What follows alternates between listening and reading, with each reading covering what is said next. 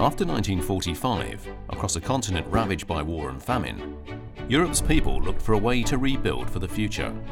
Displaced persons returned home or made new homes, as Europeans have for many centuries. A handful of European leaders decided that the best way to prevent war was to share the things which nations had been fighting for, and to build closer bonds of friendship and trust. The first step was the European Coal and Steel Community. A few years later, the signature of the Treaty of Rome led to the creation of the European Economic Community and laid the foundations for today's European Union. The Treaty of Rome paved the way for a number of common policies. A common market was created, with the removal of borders and barriers for goods, people, capital and services.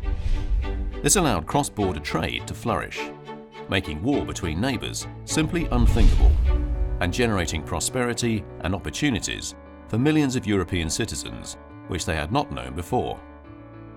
Putting in place these four fundamental freedoms helped Europe's economies develop and led to the creation of the world's biggest trading bloc. The Common Agricultural Policy was also launched with the Rome Treaty, at a time when Europeans knew what being rationed and hungry meant. They knew how much food makes a difference between life and death, between good and poor health. Over the last 60 years, ensuring that Europe is self-sufficient and that we can secure our food and be sure of what we eat has been a core priority of the European Union. After the Second World War, Europeans wanted a strong social policy aimed at sheltering the weakest, and so the Rome Treaty established the European Social Fund. Today, over 1/3 of the EU budget is spent on economic and social cohesion. The European Union was founded on coal and steel. Today, the European Energy Union will ensure that Europe has secure, affordable and climate-friendly energy.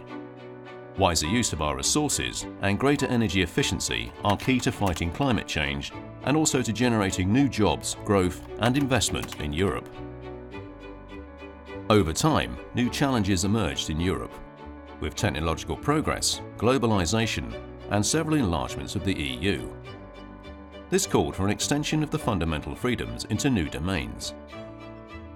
In May 2015, the Commission launched a strategy for creating a digital single market, providing people and companies with better personal protections online and creating the right conditions to maximize the potential of the digital economy.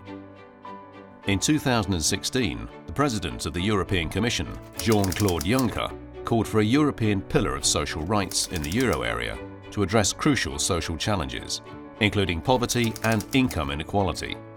The Commission also created a European Solidarity Corps in 2016 to provide new opportunities for young people in Europe. Over its 60 years of existence, the Treaty of Rome has evolved with the European Union, and new treaties have been needed to keep pace with its growth and development.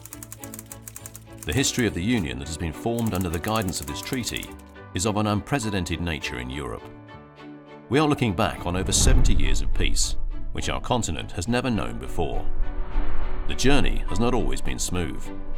It is a story of individuals and their lives. It is a story of institutions and their leaders, of men and women working tirelessly to overcome differences. It is the story of common values, common goals, common standards and common policies developed together, leading to the emergence of a stronger union between Europeans. In a globalized world, today more than ever, united we can shape the world and secure our place in it.